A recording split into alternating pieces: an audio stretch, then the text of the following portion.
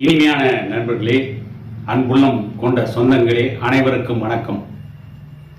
சமீபத்தில் ஒரு காணொளியை வெளியிட்ட புதிய தமிழகம் கட்சியின் தலைவர் டாக்டர் கிருஷ்ணசாமி, அதில் பாட்டாளி மக்கள் கட்சியுடைய நிறுவனர் டாக்டர் ஐயாவிற்கு எதிராக, சமூக நீதிக்கு எதிராக, அருந்ததியர்களுக்கு கலைஞர் கருணாநிதி ஆட்சியில் வழங்கப்பட்ட இடஒதுக்கீடு சம்பந்தமாக எந்த ஒரு புரிதலும் இல்லாமல் அபத்தமாக பல கருத்துக்களை தெரிவித்து இறுதியில் பாட்டாளி மக்கள் கட்சியின் நிறுவனர் டாக்டர் ஐயாவை வரலாறு மன்னிக்காது என்றெல்லாம் வாய்க்கு வந்த கருத்துக்களை எல்லாம் பதிவு செய்திருந்தார் புதிய தமிழகம் கட்சியின் தலைவர் டாக்டர் கிருஷ்ணசாமி. அதற்கு பாட்டாளி மக்கள் கட்சியை சார்ந்த பல சமூக ஊடகங்களிலே செயல்படுபவர்கள் பதில் சொல்லியிருந்தார்கள். அந்த அடிப்படையில் விமல் வர்மா என்கின்ற ஒரு யூடியூப் சேனலை நடத்துகின்ற வன்னிய சமூகத்தை சார்ந்த இளைஞர் டாக்டர் கிருஷ்ணசாமி எப்படி பல பொய்களை உரைத்திருக்கிறார், டாக்டர் கிருஷ்ணசாமி வேண்டுமென்றே பாட்டாளி மக்கள் கட்சியின் மீது அவதூறை கிளப்பியிருக்கிறார் என்று ஆணித்தரமாக சில கருத்துக்களை எடுத்து வைத்து பேசிய, அந்த வீடியோவுக்கு எதிராக பேசிய ஒரு நபர் சமூக வலைதளங்களிலே யூடியூப்ல பேசியிருக்கின்ற அந்த நபர் மிகவும் மோசமாக அருவருக்கத்தக்க வகையில் பேசியிருக்கிறார். அதில் என்ன சொல்கிறார், வட தமிழகத்திலே நடந்த தலித் சமூக வன்னியர் சமூக மோதலுக்கெல்லாம் பாட்டாளி மக்கள் கட்சியின் நிறுவனர் டாக்டர் ஐயா தான் காரணமாக இருந்திருக்கிறாராம். எவ்வளவு ஒரு மோசமான கருத்தை, ஒரு அபத்தமான கருத்தை எந்த ஒரு ஆதாரமும் இல்லாமல் குற்றச்சாட்டாக வைக்கிறார்கள். சமீபத்தில் கடலூர் மாவட்டம் மஞ்ச கொள்ளையில் என்ன நடந்தது?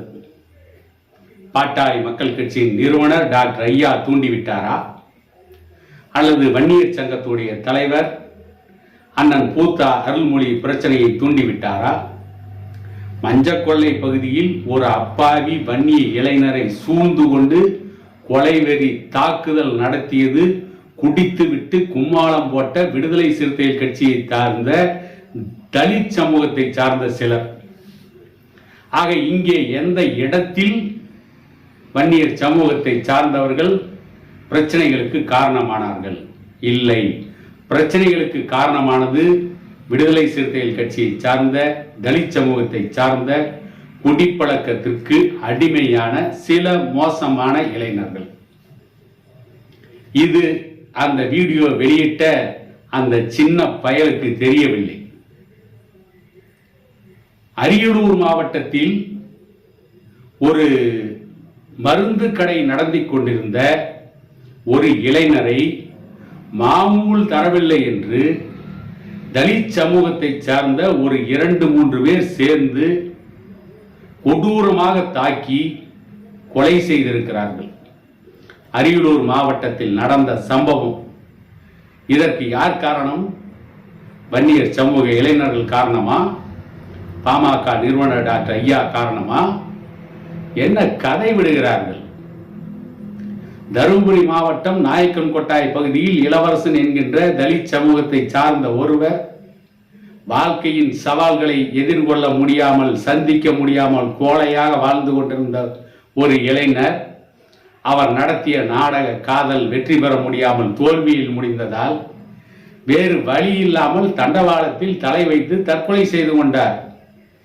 இன்று வரை அதை கொலை என்று இன்றைக்கு வீடியோ போட்டிருக்கிற இந்த அரை வேக்காடு இளைஞர் தருமபுரி மாவட்டம் நாய்க்கன் கொட்டாயில் என்ன நடந்தது என்று தெரியாமல் ஏதோ திருமாவளவன் உளறுகிறார், இன்னும் சிலர் உளறுகிறார் என்பதற்காக இந்த உளறல் பேர் வழியும் உளறி வைத்திருக்கிறார். இது ஒரு பக்கம். மகாபலிபுரத்தில் வன்னியர் சமூகத்தினுடைய வன்னியர் சங்க மாநாடு நடைபெற்ற பொழுது மரக்காணத்தில் பாட்டாளி மக்கள் கட்சியும் வன்னியர் சங்கமும் தான் ஜாதி மோதலை உருவாக்கியது என்று இப்பொழுதும் தொடர்ந்து அந்த பொய்யையே பேசிக் கொண்டிருக்கிறார்கள். அந்த வீடியோ பதிவு செய்த அந்த இளைஞரும் பேசியிருக்கிறார்.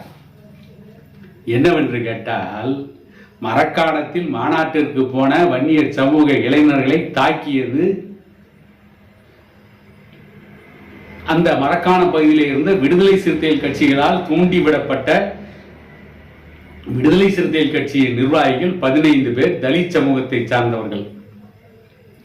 அங்கே மரணமடைந்தவர்கள் வன்னியர் சமூகத்தை சார்ந்த 2 இளைஞர்கள். அந்த 2 குடும்பங்கள் இன்றைக்கு நிற்கதியாக நின்று கொண்டிருக்கிறது. நீதிமன்றமே தீர்ப்பு வழங்கி இருக்கிறது. அந்த 2 இளைஞர்களின் கொலைக்கு காரணமானவர்கள் என்று கொலை குற்றச்சாட்டின் மீது 15 பேருக்கு தண்டனை வழங்கி இருக்கிறது நீதிமன்றம். அந்த 15 பேரும் விடுதலை சிறுத்தைகள் கட்சியை சார்ந்தவர்கள். இந்த வரலாறு தெரியாமல் அந்த சின்ன பயல் எதுவும் தெரியாமல் ஏதோ உளறி கொட்டி கொண்டிருக்கிறார். யூடியூபர் விமல் வர்மாவிற்கு பதில் சொல்வதாக சொல்லிக்கொண்டு வாய்க்கு வந்ததையெல்லாம் உளறி கொட்டி கொண்டிருக்கிறார். அருந்ததியர் சமூகத்திற்கு 3% உள் இட ஒதுக்கீடு கொடுக்க வேண்டும் என்று கலைஞருக்கு நெருக்கடி கொடுத்தார் பாட்டாளி மக்கள் கட்சியின் நிறுவனர் டாக்டர் ஐயா அவர்கள்.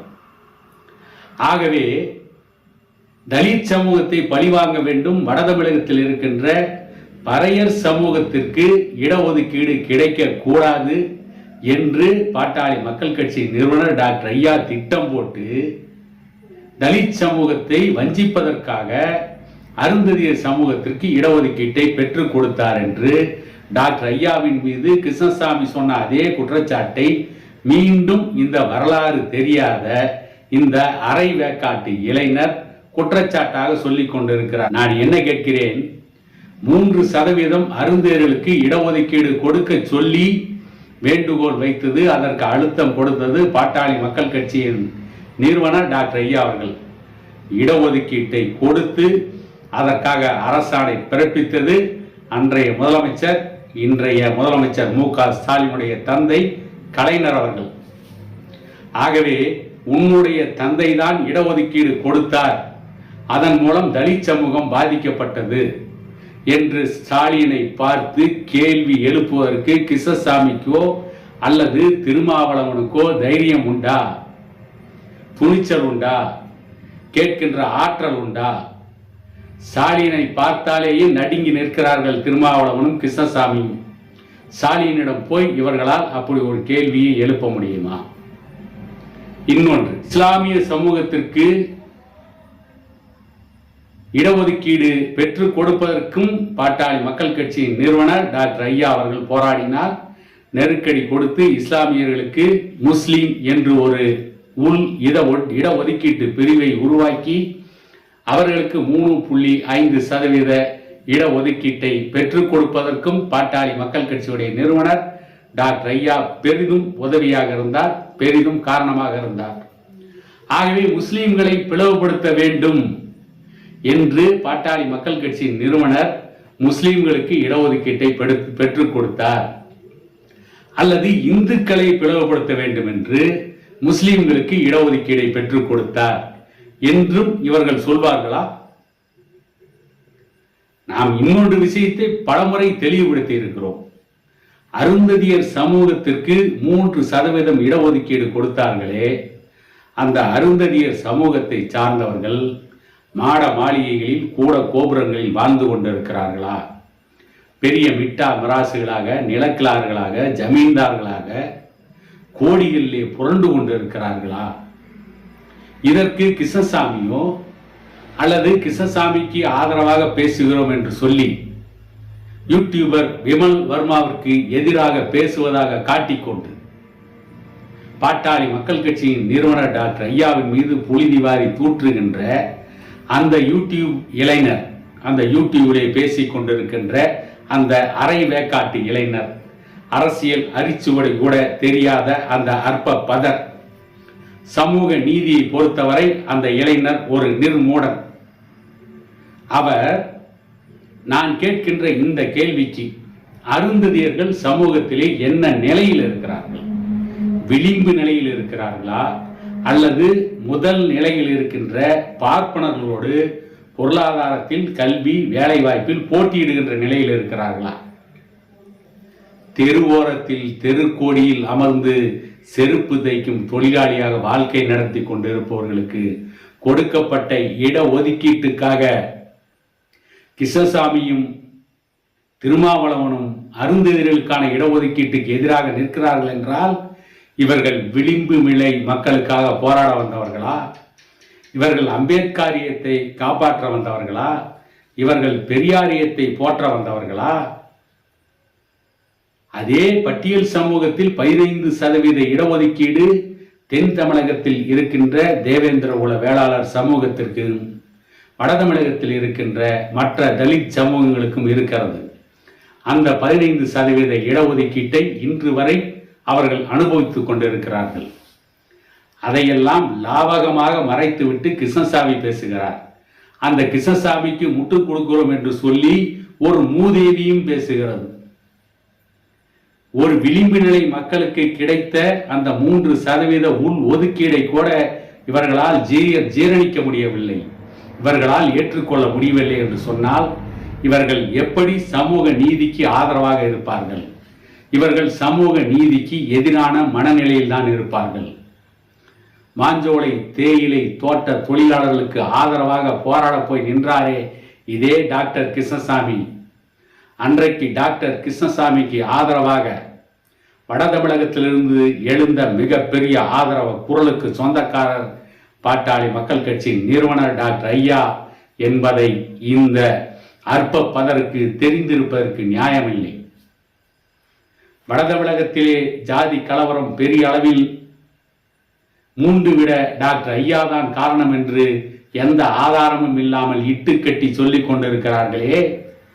1989 கலைஞர் அவர்கள் ஆட்சிக்கு வந்ததற்கு பிறகு தென் தமிழகத்தில் ஜாதி கலவரம் தலைவிரித்து ஆடிய பொழுது அன்றைக்கு தேவேந்திர குல வேளாளர் சமூகத்தை இணைத்து வடக்கே வன்னியர்கள், தெற்கே தேவேந்திர குல வேளாளர்கள் ஒரு தாய் மக்கள் என்று சொல்லி ஒரு தாய் மக்கள் மாநாடு மதுரையிலே டாக்டர் ஐயாவும் ஜான் பாண்டியன் அவர்களும் இணைந்து நடத்தியதற்கு பிறகுதான் தென் தமிழகத்திலே ஜாதி கலவரம் ஓய்ந்தது என்ற வரலாறும் இந்த யூடியூபிலே வந்து பேசிக் கொண்டிருக்கின்ற அரசியல் அரிச்சோடி கூட தெரியாத அந்த இளைஞருக்கு தெரிந்திருக்க வாய்ப்பில்லை.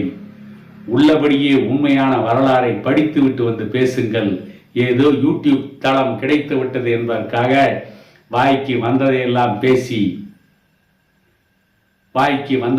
பேசி உங்களை அறிவாளியாக காட்டிக்கொள்ள நினைத்தால் நீங்கள் தான் மிகவும் மோசமான நிர்மூடர்கள் என்று மக்கள் தீர்மானித்து விடுவார்கள் என கூறிக்கொண்டு இன்னொரு காணொளியில் உங்களை சந்திக்கும் வரை உங்களிடமிருந்து விடைபெறுவது உங்கள் எடப்பாடி துரைசாமி.